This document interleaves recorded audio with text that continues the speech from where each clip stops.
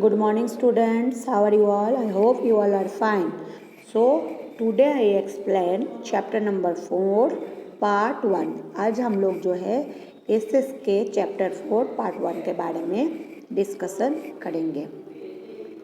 जो विजिटर्स थे वो बाद में ट्रेडर्स कैसे बन गए उसके बारे में आज हम लोग जानेंगे।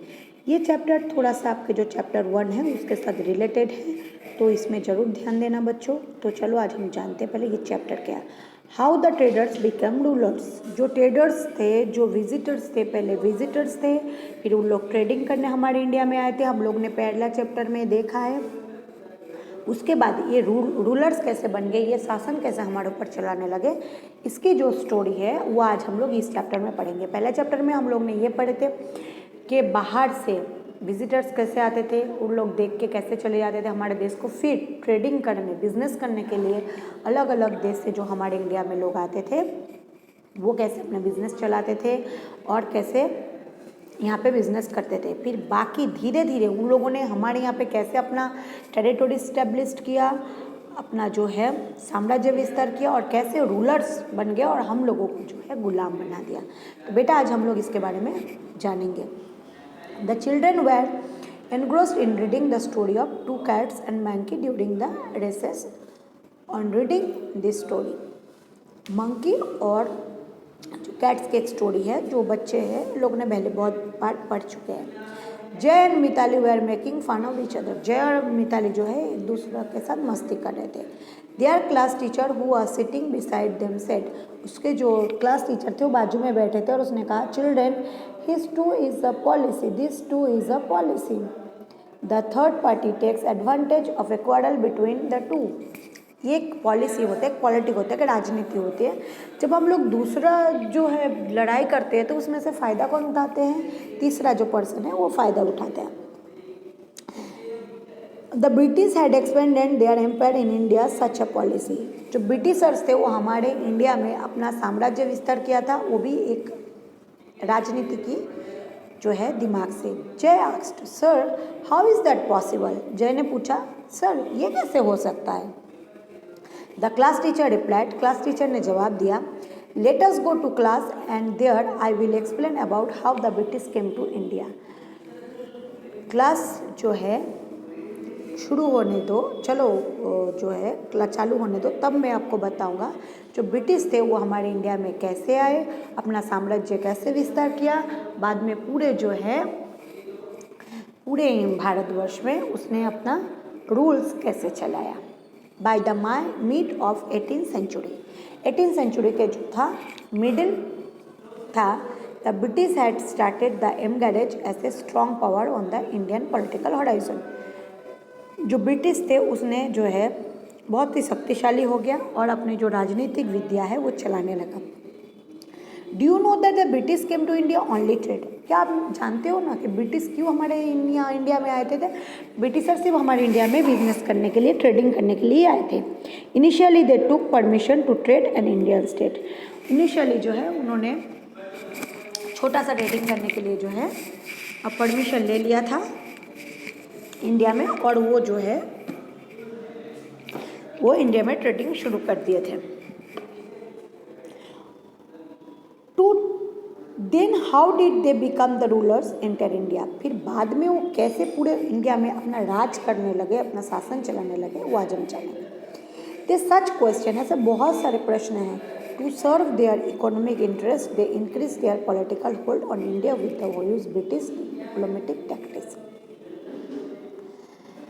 ये एक इतिहास है जो ब्रिटिश ने, बहुत सारे ऐसे क्वेश्चन हैं, जो आर्थिक स्थिति है, जो इंटरेस्ट है इसमें, जो इसमें इंक्रीज बढ़ोतरी कैसे हो गए है पॉलिटिकल राजनीतिक में, जो इंडिया को है ब्रिटिश ने जो है ऐसे टैक्टिक्स बहुत कुछ सिखाया है।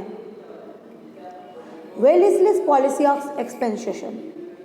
वेलेस्ली के बारे में हम लोग फर्स्ट चैप्टर में पढ़े थे, जो उसका एक्सपेंशन एक पॉलिसी था एक्सपेंशन का, तो आज हम लोग उसके बारे में जानेंगे।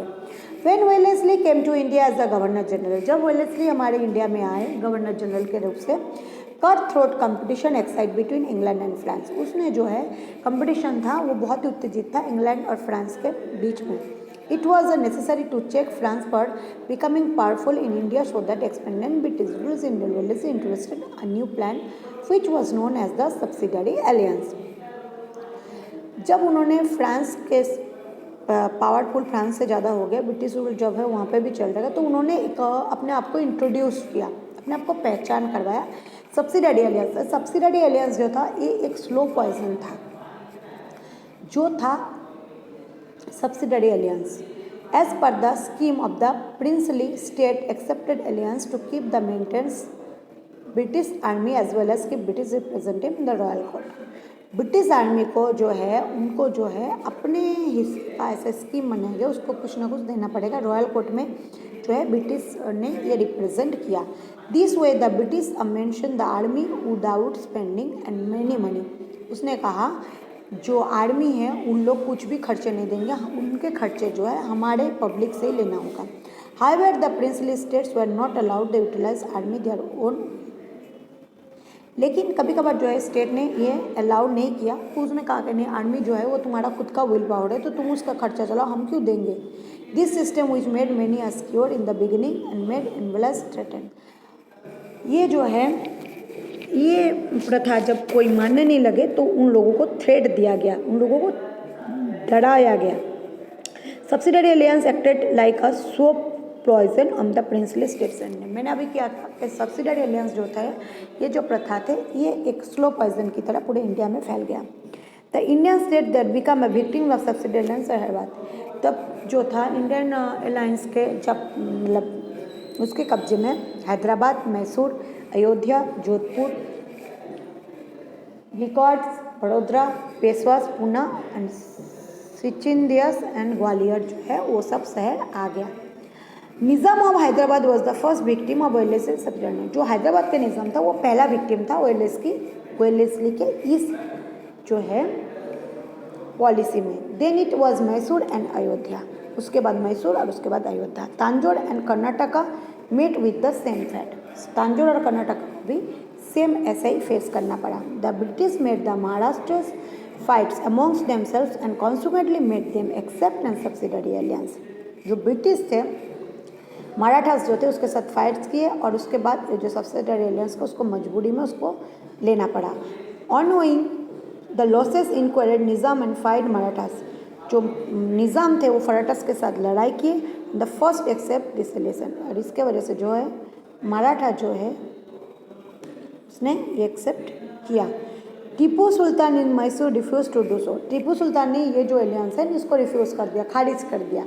But after the British victory in the fourth Anglo Mysore war, लेकिन ब्रिटिश विक्ट्री में 4 एंग्लो जो मैसूर युद्ध हुआ था उसमें जो है सब्सिडरी स्टेट माना गया है। मराठा चीफ जो थे fought amongst after the death Nana Phadnavis. मरने के बाद नाना फडणवीस के बाद मरने के बाद जो है मराठा चीफ जो है इसके साथ लड़ाई करना शुरू किया। लड़ाई में झूंझे। 1 by 1 all the Maratha states become the victim of divided and rule policy. जो है एक के बाद एक जो है मराठा में डिवाइड एंड रूल पॉलिसी मतलब सब्सिडरी एलियंस भी चालू हो गया। जो ब्रिटिशर्स थे वो अदर स्टेट थे जैसे अयोध्या थे, गोरखपुर थे, तांजोर थे, कर्नाटक थे, फारुखाबाद था, ये जो है ये सफ़र कर रहा था। सेम सिचुएशन थे इन लोगों का। इन दिस वे, इस तरीके से with in span of 7 years, 7 साल ऐसे ही गुजारे। जो वेलेस्ली है उसने जो है अपनी कंपनी जो है उसके जो रूल्स है ब्रिटिश सुप्रीम को दे दिया। उसके जो पावर है वो इंडिया से उसने पूरे इंडिया में उसने खुद का पावर उसने गेन कर लिया और वो खुद जो है खुद सुप्रीम बन गए और पूरे ऑल ओवर इंडिया में उसने जो है रूल्स चलाने लगे। तो ये तो था पहला पड़ाव। इसके आगे क्या होगा हम लोग नेक्स्ट लेक्चर में जानेंगे। इसमें से आपको बेटा 20 हार्ड वर्ड्स करने हैं और साथ साथ जो है वेलेस्लीज पॉलिसी ऑफ एक्सपेंसेशंस आपको मुझे लिख के जो है होमवर्क में बताने हैं। और साथ साथ देखो expressions of British rule of India. अब जो ब्रिटिश रूल है इंडिया में कैसे चालू हो गए। After finalising the subsidiary alliance treaties with Mysore, उसके बाद जो है फाइनली मैसूर में भी ये पॉलिसी आ गया। Nizam of Hyderabad and Maharashtra chieftains the British move towards northern part of India. ये दोनों को जो है ब्रिटिश ने अलग कर दिया। They enter into the territory friendship with Nepal. उन लोगों ने क्या है नेपाल के साथ जो है ना हाथ मिलाया और उसको जो है अपने जो है दल में शामिल किया। Sensing the threat to the fought many battles except fortified friendly relations with the Sikh king. बहुत ही चालाकी से ब्रिटिश ने सिख जो राजा थे रणजीत सिंह उसके साथ जो है दोस्ती बढ़ा ली। महाराजा रणजीत सिंह जो थे वो उन लोगों को बैटल में Afghans and establish their Sindh. उन लोगों ने अफगान्स को जो है सहायता करते ताकि वो सिंध में अपना जो साम्राज्य विस्तार कर सकें। The British had an ambitions capture the Sikh kingdom which was very powerful kingdom could not do so long Maharaja Ranjit Singh was alive. British जो राजा थे उसका जो है उसने जो है पूरे नेपाल के जो राजा थे उसके साम्राज्य को उसने कैप्चर कर लिया और बहुत ही पावरफुल राज्य में तब्दील कर लिया। जो महाराजा रणजीत सिंह थे वो ज़्यादा दिन तक अकेले कुछ नहीं कर सके।